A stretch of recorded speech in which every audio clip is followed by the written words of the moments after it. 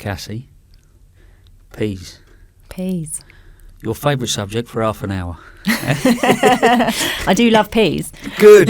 Because I'm thinking, how do we talk about peas for half an hour? Oh, easy. I know. Easy. There's so much to I know. say. Do you know what I'm going to do? I'm going to open it up a little bit. Okay. And we're going to do peas and beans. Is that Okay. right? Yeah, great. Yeah? Let's do it. So first of all, earliest memory of a pea. Has to be podding peas on the kitchen counter with my mum in the kitchen. Popping them straight into your mouth. Really sweet, fresh off the vine peas. Absolutely lovely memory from childhood. Yeah, exactly. Which is, mine, same. Grandparents and actually the other one for me, if we're talking about beans, is runner beans. Yes. So my old nana, so tidy nanas I've told you about, used to grow runner beans every single year, and this is how back I suppose sort of late 70s, I'm staying with them for the weekend, and this is how simple life was, all right? So we'd do the runner beans, we'd be at the allotment all day, and then we'd come back, and you get this little plastic thing with this little sort of like cross-crisp of things in, Yeah, I know what you're and talking about. she said, go on and you can do the beans. And I would get excited about pushing the beans through to do all the stringing. Yeah. Yeah, I used to think this was amazing. Yeah. Well, I don't know about you, but I love those kind of vegetables that come with quite a monotonous task of like prep work. Like podding broad beans is one of my favourite things to do in the kitchen. I love it. Yeah. There's something quite kind of calming and cathartic about it. Just spending a couple of hours podding. I mean, I sound like the most boring person on earth. I love it. No, I'd sort of, when my bologna beans, so I grow quite a lot of bologna beans now, and I picked them all and then I dried them all off for a bit. It was a Saturday night and all the kids had gone out, and Mrs. Frost said, what should we do? I said, should we do those beans? And we both sat on the sofa with our legs crossed, like a couple of little kids with a bowl in front of them. And then potting them all out and then drying them all up and then working out how many jars we could fill up. Yeah. That's how wild it is. Don't they taste so much better though for the effort you've put into them? And there's things like bologna actually. What I love is, and the thing, I end up trying not to use them, and this sounds really sad because we put them in lovely glass jars and we put them on the side and they look incredible. They're beautiful, aren't they? Bologna beans. They gorgeous. really, really are. Yeah. So half an hour, peas and beans. Let's see what we can do. Okay. I suppose, first of all, how much have you done growing wise? What have you done? What have you had a go at? The basics. So I have grown some plenty of runner beans really. Yep. And broad beans, a few peas. But with all of my growing, it's very haphazard. Chuck it in and see what happens. I'm not very good at putting a lot of time and effort into it. I just kind of give it a bit of water now and then and see how it goes. So I'm hoping that you can give me some tips to improve my growing technique because it is something I love to grow, and I find it very rewarding to grow beans and peas because you can see them growing, and there's just something lovely about, watching them get taller and then picking them when they're at that perfect point. So give me all your knowledge. In the veg garden, for me personally, and this might be something to do with where I live as well, is that they can be a bit hit and miss. Okay. And I don't just mean hit and miss growing them. Mm-hmm. So prime example is runner beans. I can grow them really well, but because I'm so busy at a certain time of year, obviously young runner beans, you pick them, bish bash bosh, go and eat them. Of course, further you get into the season, you've got to start to string them, get rid of your edges because they get stringy and they're unpleasant. Can you get anybody else in my house to do that? No. So actually, I've started to back off those sort of things, i.e. leading to the bolognas, because the bolognas I can get going. It doesn't matter too much if I'm there in the summer, end of the season, and a bit, we've talked about garlic and onions and storing them, and they're another bean you can store away. So can you eat bolognas fresh, or do you have to dry them out? I don't know. There's lots of little confusing messages, isn't there, in the growing and the cooking world? Yeah. Someone told me you can't eat young runner beans because they've got X, and then I don't know. Someone talked to you about different kidney beans and this, that, and that, and so 100%. Someone might shoot me down. I have done.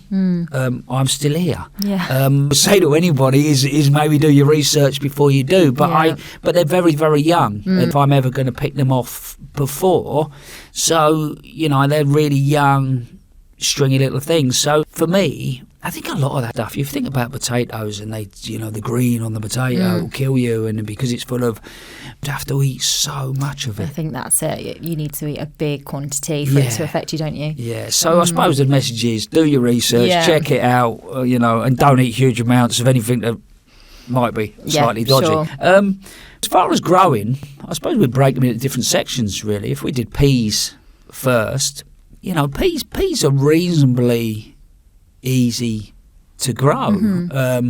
They're what you would do. I mean, I normally grow them in the main veg garden. And what you do with peas is that instead of like most other things, you'll do a sort of little drill and you'll sow seeds, or you'll dig a trench, drop something in, or you'll make a series of holes.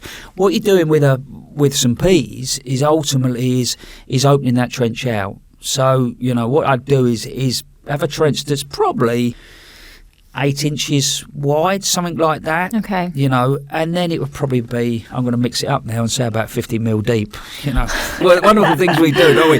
We go in and then we go mil, and we move between the two. 40, 50 mil deep, and the stuff, you read on a bag of packets, do this on this day, do that, do this, has to be this, has to be that. Don't stress about all that. Because the reality is, so what I do, anything like this, I'll do it the way it tells me on the packet. Yeah. But I'll also have a bit of experiment. It's like cooking, isn't it, really? You follow a recipe to a point, but, feel free to mess about. Go off piece. You're not normally going to go that wrong. Again, peas, I've done peas in a window box. Okay. Well, really, really well. And actually, peas in a window box look beautiful. Yeah. As well. That's the great thing, isn't it, about a lot of these peas and runner beans and things. They've got beautiful flowers, like the runner bean flowers are gorgeous in a salad. Yeah, and I think anything like that, if you've got a place in the border for something like even peas, and you can get yourself some little hazel sticks, and you make this little cool framework, and as it starts to go up through, it becomes this amazing little thing. It's really pretty. So, it is. So again, grow them anywhere, but trench-wise, so trench, and however long you want to do. And then what you're doing is you're placing the peas, if you imagine two opposite each other, one in the middle, then another one. So you're just going along. So zigzag. You think, because they've got a zigzaggy type feel to it. So if you imagine then, when you put your sticks in, and then you start to cover back over, as they grow, that's why you end up really with a sort of a hedge of peas. Okay, yeah. And again, it will tell you to pinch out, to do this, to do that. With me, they tend to be growing at a really busy time of year, so I don't always manage to nail exactly what they say, but in reality I always end up with decent peas. So what I'll do is that ground would have been well fed, and then on top of that, once they get away, well watered. That's one thing that happens. So if I think back last year, we had wet, hot, wet, hot, wet, hot. I had a couple of feeds off the peas, and then all of a sudden mildew started to, which means they were either getting too much or not enough water, and the air conditions weren't right, and all of a sudden, so things like that can get hold of them.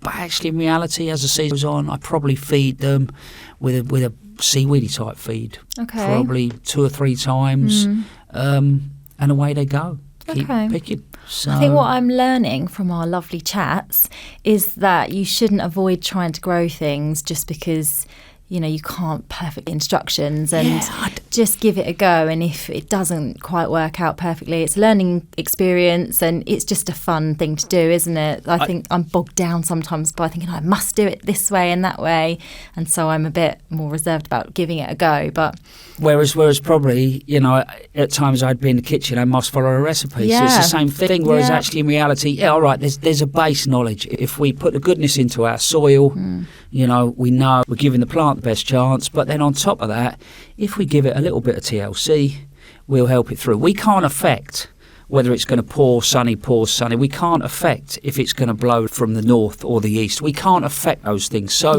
there's no point worrying about them. What you will learn over a period of time, it goes well on your soil. Veggies there's a lot of local knowledge. So someone that takes on an allotment, the first thing you should do when you get down there, you find the old girls that have been down there for years and they've got that local knowledge. Yeah. And they'll say, peas?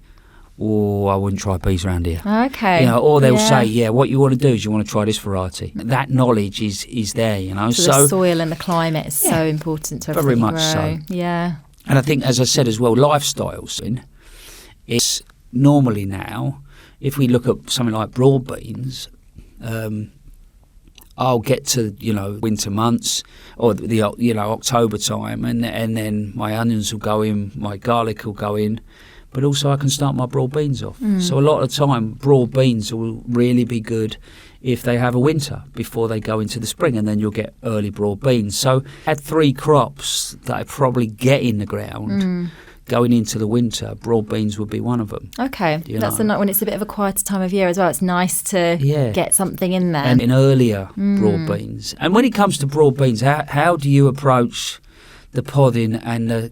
Because I think they're a bit... Podding. Yeah, double podding and all that. Because I think they're a bit like... I think, you and I have talked about it before, that idea that we love growing runner beans in this country.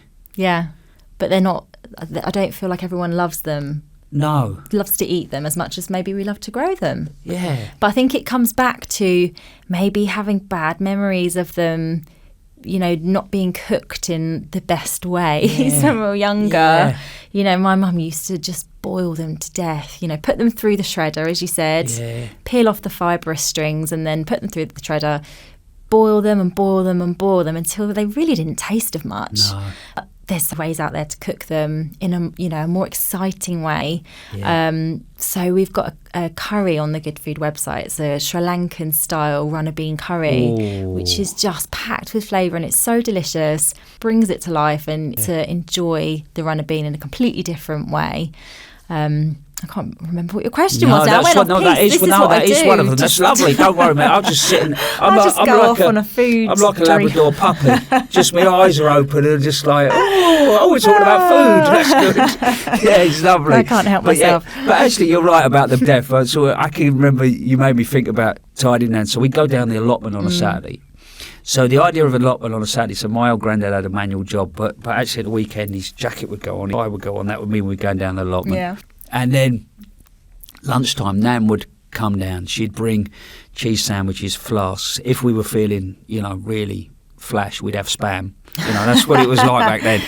And then we'd send her back with the most amazing basket of organic vegetables. She obviously spent the whole afternoon boiling the life out of. Because I've looked and realised at the time, but we come back in the gate and we had a big kitchen window. Our old granddad, bless him, you could feel his whole body just go like that. And I realised now he was just going, oh my, what was the point of all that?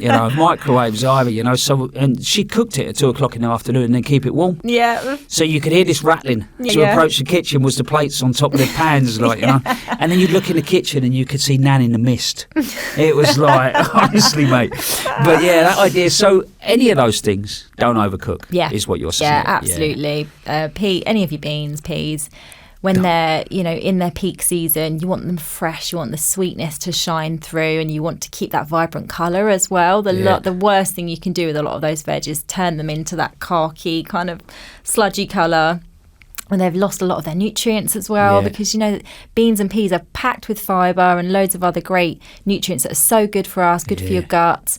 So you want to retain as much of that as possible. And if you're boiling them for ages, you're going to lose a lot of that. Yeah, so it's all about keeping them fresh. Yeah. So broad beans, how do we deal with them? Do we double pod? Do we pick them early? What do we do? I do like to double pod my broad bean because, we've talked about in episodes before about how important visual impact of food is as well. And broad beans have this gorgeous bright green colour, don't they, when you double pod them.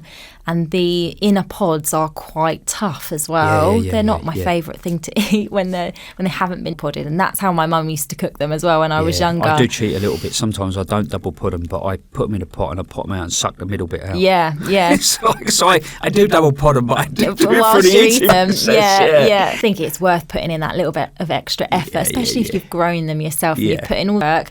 really let them shine by dubbing them, and they're just so delicious. And they're so fun, those lovely little cushiony pods that they come in. Yeah. I love popping them out of those. Yeah, they are good. Yeah, it's good fun. And what would you do with those? What was, they're lovely for a salad, aren't they? If I delivered you some good early broad beans, what would you do? They're lovely through a salad. Really nice with pasta as well. You could put them through something like a carbonara to just, freshen it up, like a springtime carbonara with peas, asparagus, broad beans through it. It's really, really nice because they work well with the creamy flavours. A bit of bacon in there would be delicious. So yeah, I'd probably do something like that. Definitely, we are not overboiling them. Something nice and fresh and quick.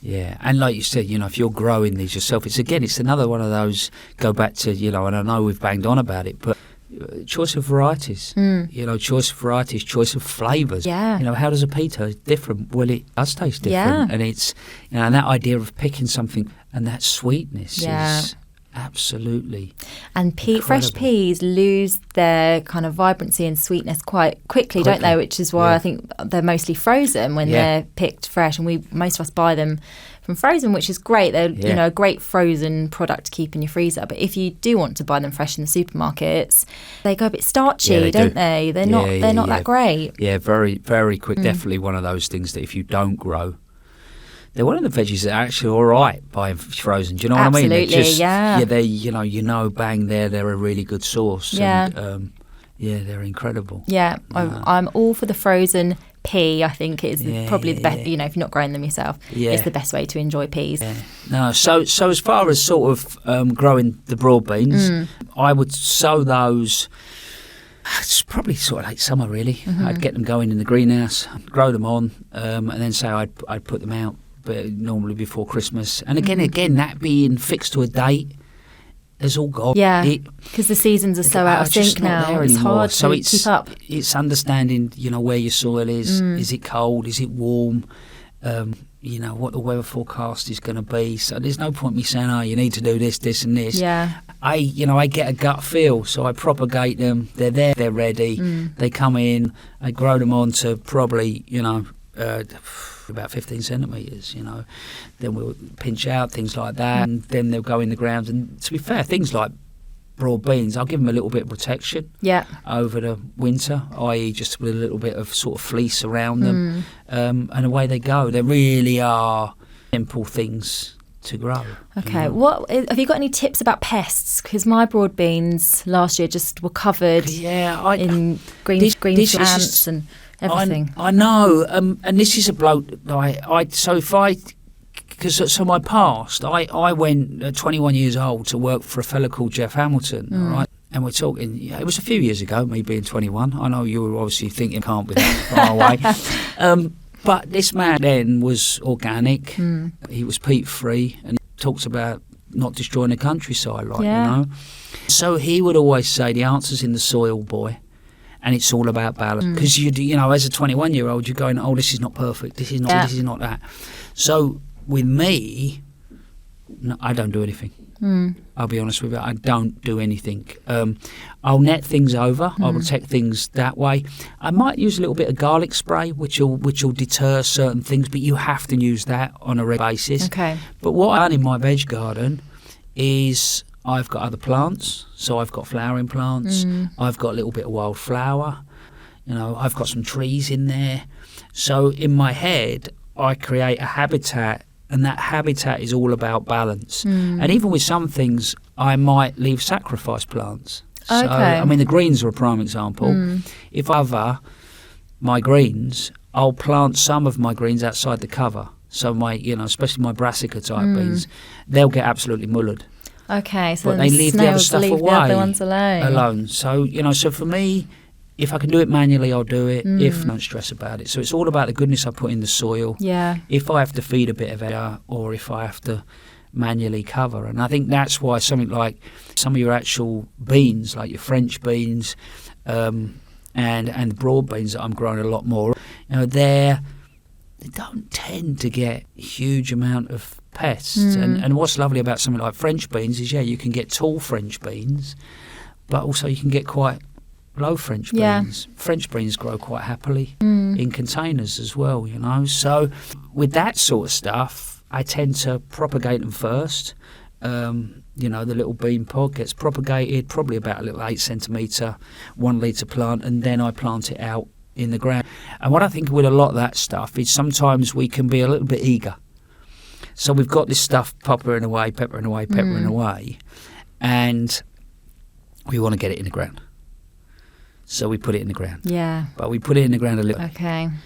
So actually sometimes just giving it another couple of weeks just to let things warm up. Yeah. With the veg garden in the spring, I don't tend to do a huge amount until the weeds start growing. Okay. So if the weeds start growing, now things are growing. There's some warmth in the soil. Yeah. So then I'll start to grow on. But again, if you're growing that sort of stuff, there sometimes gets a point where you've kept it too long in the pot. And again, I suppose this is just experience of doing it. It's too long, and then when you put it in the ground, it sits there. So there is just a little sweet spot when to pop it out. So what I would do with something like that is probably won't get all of my runner beans or beans and just sow them all at once. Yeah. I'll probably sow a few, and that's 5 or 6 pots done.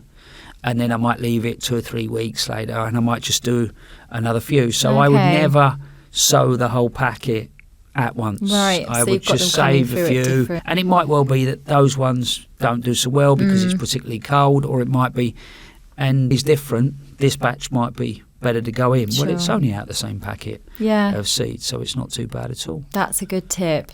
How about any interesting varieties? Because in the past you've given me some good ones to look out for if you want to grow something a bit more interesting. I mean, I think for you could look at colour-wise. So you could look at the black French beans and things like that. And you mentioned the flowers, so I think there's that sort of thing. But for me, I think at the moment is the Bellottis. Yeah, I'm going to give them a go, I think. Yeah, and I think as much as anything is working with my life, and what I mean by that is, the kids are all at an age where they'll do something, but they won't necessarily do the bits I want them to do. Yeah. And gone are the days of getting them to pull the runner beans through. Yeah. So again, I've backed off runner beans a little bit because I'm the only one. Muggins here, the only one to do it. But actually, the broad bean, not the broad beans, sorry, the Bellottis, they pop away all summer. It doesn't matter if I'm home or away. But I've got some winter stock. Yeah, I love that. I love, we've talked about before with the onions and the garlics. When you grow something and then you can preserve it and make it last into the winter, that's really rewarding, isn't it? Exactly. And I think with things like those as well, the Bellottis and the runners and even, the taller French beans, is to think they make great focal points in the garden. They don't have to be in a veg garden. You can put them in an ornamental border, and they'll grow up and they'll flower and they'll bean. And that is a beautiful way gorgeous, to grow things, grow them up or something. It doesn't necessarily have to be exactly how we think it would be, on the tin. Yeah, I think that's a real takeaway for me, that you can just integrate these things into your flower borders. Because in my head, I haven't got a big veg patch that I can plant out lots of things, but being able to them alongside everything else that's going on makes it seem a lot more achievable. Yeah. And I suppose that idea of achievable as well is how we store it. So when it things like runners, I always Nan used to make the old runner bean chutney, and she would always freeze runners, hit and miss, and whether you blanch them. How would you approach sort of freezing things like runners if you have because that's another thing as well. We grow them, and we end up with a stock of stuff. How would you store things like that? Yeah, I would say blanching them is definitely a good way to go, because you're just kind of locking in the goodness. So a quick blanch and then into cold water, and then I would lay them out on a tray into the freezer so they don't stick together, and then once they're frozen you can decant them into a Tupperware or a bag or something to freeze, and then they'll be good in the freezer for a good couple of months. It's amazing the amount of things you can freeze that people don't realise, and it's a great way to preserve whatever. So I think we should be using our freezers a lot more.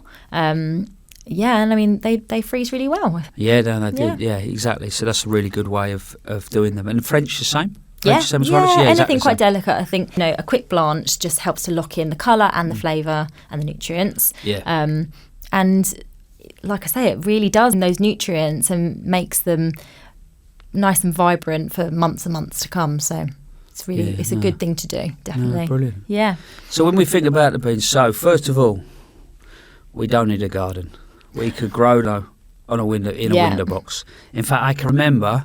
This sounds really weird. I did a program and I was sent filming up on top of a bank in London, and the chef that works in the bank, it's obviously one of them posh banks, had created a garden all the way around the top. Wow. And all the veggies that they were doing, and a lot of using for mainly dressing meals and things like that, they were growing in boxes that were only about a foot, about, I would say, 6-8 inches wide, you know. And his peas up there were absolutely incredible. So I suppose that's the first thing, you know.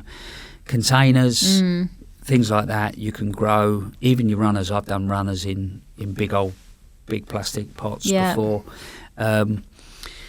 Think about, you know, when you're growing them, you don't just have to do them from seed. You can buy them if you miss it. You can buy them, you know, ready to go in the ground in little strips, as we call them, and then they can go straight in. Think about that timing. Don't necessarily don't be over keen. Don't go too early, because, you know, read that weather, because ultimately if you go too early, they'll just sit there like that and soak. You know, so once that warmth's in the soil, get them going, water them well, feed them well, make sure there's some goodness in that. Tie them in as they go. Don't forget, don't let them all swiffling about, because the moment they're moving about, they're destroying stuff at the bottom. You know, tying them in, getting them going, keep looking after them. There you go. They're really not a difficult one. Like I say, you might get the odd problems with mildew bits and pieces, but if you're away for certain blocks of time, do what I do. Think about things like the ballottis, you know, the beans that will be a little bit more self-sufficient. Yeah, but again, just gives you that varieties. I'm going to experiment a bit more next year, and hopefully we've encouraged people to do the same, and cook with them as well. And peas is something we haven't really talked about cooking, have we? Because peas is such a staple vegetable, I think. Like, we grow up eating peas on the side of the plate, but they're kind of pushed around the plate a little bit sometimes, and it was always that go-to veg that my mum would put on the side of the plate with the mashed potato and sausages. But I said before, they're not always like the hero of a dish. No. We tend to overcook them a bit, I think. I mean, peas literally need 30 sif that to cook. You know, you're just heating them through, basically, if you're cooking them fresh or from the freezer. So they don't need long at all. And they're just like little pops of sweetness that can add so much to a dish. And they're often kind of into something where they get a little bit lost, you know, like a rice dish or something, and you lose that flavour sometimes. It's lovely, you know, because you're off again. Here I go. It's good. So, as with every episode, I brought you in a dish to really showcase one of my favourite ways to cook this vegetable. And this might be a bit of a surprising one, but I bought a salad today, a pea salad, and it's got some nice pea shoots through there as well, and you can chuck in some runner beans, some French beans. And it's a ham hock and pea salad, and it's got a nice mustardy dressing. And I think that flavour pairing of ham and peas goes so well. It's a classic. I mean, my mum always used to make a pea soup with the ham stock from boiling up a ham. And it goes so well because you've got the saltiness of the ham and the sweetness of the peas. It's just perfect to cook when peas are at their best. And it really makes the most of them and makes a star of the show. So it might be something a little bit different to do with peas, something you weren't expecting. No, but do you know what I love as well is that sings of early summer. Yeah, it just looks like a garden, a spring garden, doesn't it? It really does. It's so beautiful. I mean, we've got the plum there. What leaves? Because I can see we've actually got pea shoots. Are they pea shoots? We've got pea shoots. I think we've got some beetroot leaves and like a nice mixture of watercress. I think we've got some watercress in there just to add a bit of a peppery note. But I mean, you could kind of mix it up with any nice soft leaves that you've got growing. Some rocket would be in there, and a few spring onions as well. So it's a real kind of taste of spring, this one. I just love it. It's fresh. Yeah, it looks good. It really makes the most of the peas. I think as well, what you've demonstrated as well, which we don't do enough of, is when we grow our own, there's not one destination point. So what I mean by that, when we're growing the beetroot, it's not the big old beetroot, you know, that we're then going to roast or boil or whatever. There's a journey. You know, look at the peas. There's the pea shoots. Look at it. You know, there's the leaves. There's lots of different things that we can take along the way, and that's sometimes that I really enjoy just getting home, wandering in the garden, you know, whatever tea might be, and then just picking a few bits off bits, and then throwing it in and putting it on a plate. Yeah, and it's amazing how some of those little things can elevate your cooking as well. Like a few pea shoots on top of a pea risotto. It just, you know, makes it look like you've cooked a fancy kind of chefy risotto, doesn't it? But it adds great flavour as well. So that's the benefit, I guess, of growing your own, is that you get those little freebies as well. Yeah, no, exactly. And I think this one looks really healthy as well. It does look quite healthy, doesn't it, actually? Can we have a go? Let's dig in. Is that all right? Yeah, let's do it. I tell you. Oh, actually, that's get some of that dressing as well. I am going to get some of that. Yeah. Kind of classic French dressing there with lemon and mustard is really good with the peas. This is definitely going everywhere. Go on, you go first. How's that? It's good, isn't it? It's just a marriage made in heaven, isn't it? The ham with the peas is just so good. And there's so many ways that you can make the most of that flavour combination as well. Like ham and pea croquettes, you know, like a classic Spanish croqueta with cheese, with shredded ham hock and peas, which is just delicious. They're a marriage made in heaven. This sounds really daft, all right? The peas taste like peas. Does that make it sounds crackers, doesn't it? But you can taste the freshness of the peas. You can. The amount of times you have peas on a plate and they don't taste like peas. Yeah. You know, one other thing that I love doing with peas, what's the classic French thing when you do stock and you can also use a lettuce in there as well? Yeah, so it's like a braised pea. Oh man, that's lovely. Yeah, My kids love really that. So if I nice. make something and I can't time to make a decent gravy or something like that, I might make that and use that as a sort of with like a nice buttery. Yeah. And that's a really lovely way That's just to lovely. flavour as well. Really, really nice. Yeah, I'll tell you what, I'm having the best time, mate. It's all right, this gig, isn't it? How many episodes are we doing? Did they say 20? I hope so. Let's just keep it rolling. Come on. Exactly. Mind you, by the end of it, you know, I'll be about 90 stone. I'll bring another salad next time. I won't be able to get out the door. Well, as per normal, even I thought, wow, how are we going to do 30 minutes? Have a go. Have a go. And I think the point that you made out of this is the key. It's not all about perfection. This is about, in either place, it's not about perfection in the kitchen and it's not about perfection in the garden. All of this is about moments. And I think the other thing that's come out of this, which is lovely for me, is everything that you have put on when we're doing these podcasts are a memory. They're a conversation. You know, and if you can do that, you can grow, you can bring that to the table for the family, you can put that in front of them. And you kick off a conversation about the plate of food in front of you, then that has got to be magical, hasn't it? Absolutely. I couldn't agree more. There's something so beautiful about bringing everyone together around the table, actually feeling engaged with what you're eating rather than, you know, just pulling something out of the freezer, which, let's face it, we all have times when we just want a convenient meal. But putting a bit of love into growing something yourself and then cooking it, there's just no feeling or taste in the world, I don't think. I'm still like a little kid, really, because, you know, I go out, I work, I provide for the family. But when I feel like I've really, you know, I'm also bloke in a lot of ways, you know, when I feel like I've really provided, they don't really notice in a sense. But it's when I've grown food and I've cooked it for them. I feel quite like I feel good about myself. There's something, you know? I think it's a great thing for mental health as well, to be able to grow something. It's such an achievement, isn't it? Growing something and then you're feeding your family with it, like you say. It gives you such a great rush of, you know, joy to do that. Well, it does for me anyway. No, it does for me, mate. It does for me. And hopefully if people are listening, they'll come along and they'll grow in and cook. Bless you. Well, it's been a pleasure, as normal. Yeah, absolutely.